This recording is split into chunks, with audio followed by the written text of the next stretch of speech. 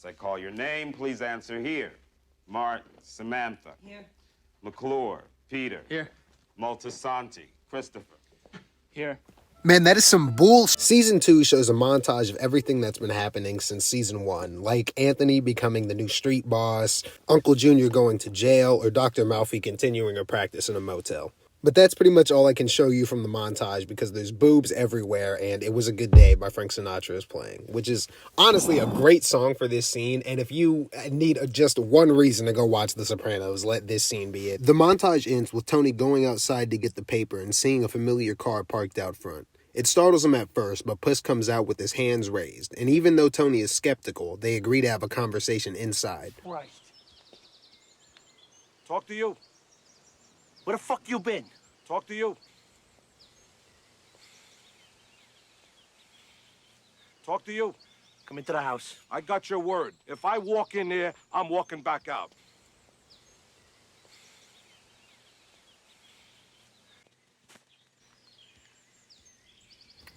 But the reason Puss left is because he isn't an idiot. He knew the guys were trying to set him up, and honestly, if I seen Paulie telling me to take my clothes off, I'd be a little suspicious too. So when his doctor prescribed him a clinic in Puerto Rico, he pretty much jumped at the opportunity to leave. But he still has kids and responsibilities, so he had to come back. Tony's not buying the backstory, so he tells him that he's his boss and he's the one that deserves the answer. He doesn't want to hear about his back anymore. But in Puss's words, they chose the judgment of a degenerate cop over their friend, so he kind of had the right to leave. The situation de-escalates a little bit, and he does like the fake mobster hug pat down, and they make up for now, but you can still tell he's definitely a little skeptical of his story. Because he tells him one thing and one thing only. Don't you ever pull shit like this again. They go upstairs and start talking about his Uncle Junior, and Puss asks who's been running the business. And apparently it's this dude named Philly Parisi, and he's about to get the afternoon special. There you go, kid. There you go. You big motherfucker. After the job is done, Tony calls Dr. Balfi, and this is where we find out she's office mates with Wendy from fucking Breaking Bad. He tells her it's okay to go home now and everything's safe, and he just hangs up without answering any of her questions.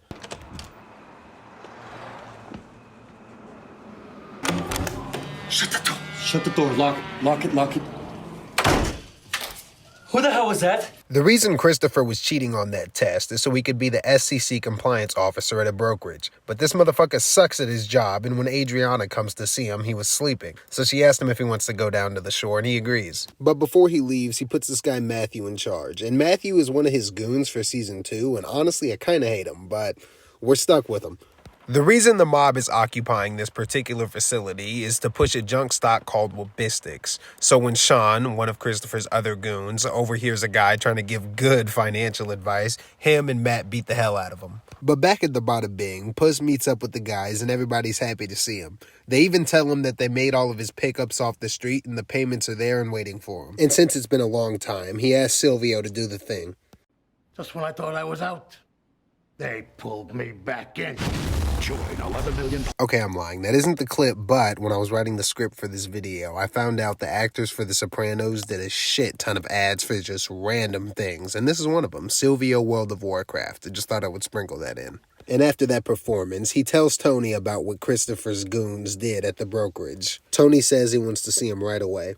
And before the meeting is over, Paulie pulls Tony to the side and tells him that all of Puss's story checks out. So it drops his angst a little bit, but it rises again immediately because his sister comes to stay with them for a little bit. And her whole thing is she takes advantage of people and the law and stuff like that. And I know that's what Tony does, but like, she's more of like a claiming disability checks for a slip and fall at work when you poured the water kind of person. She claims she's there to take care of her mother, but she pretty much immediately asks Tony for a couple $100. And he knows a scam is coming, so he's just a little bit on edge. Tony also catches Christopher, the Bada Bing, and he tells him he needs to spend more time at the brokerage and stop leaving it in the hands of those two idiots. They stole a Porsche right out of the lot of the building they work at, and they put the manager in the hospital. So he tells him he needs to practice more impulse control, which is also kind of true because in the intro they grazed over it, but Christopher has been becoming a little bit of a professional skier. So I'm sure he'll talk to Matt and Sean in the most reasonable and respectful way possible.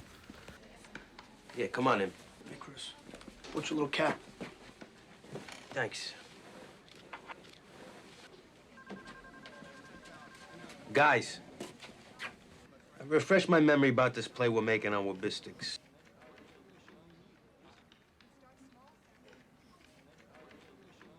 What the fuck you talking about?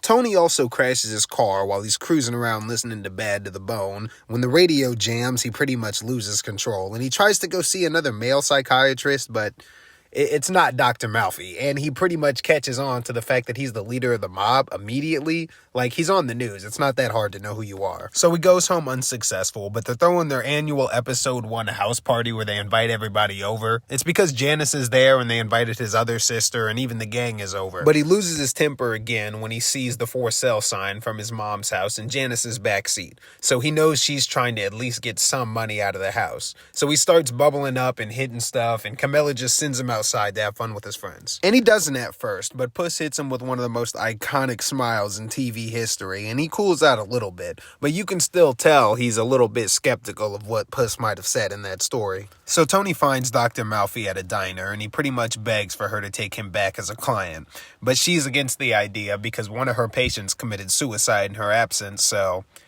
it's kind of fucked Tony for now. So he just goes home, and the episode ends with Camilla making him some spaghetti, and they just sit and talk. I'm not really sure how to end this video.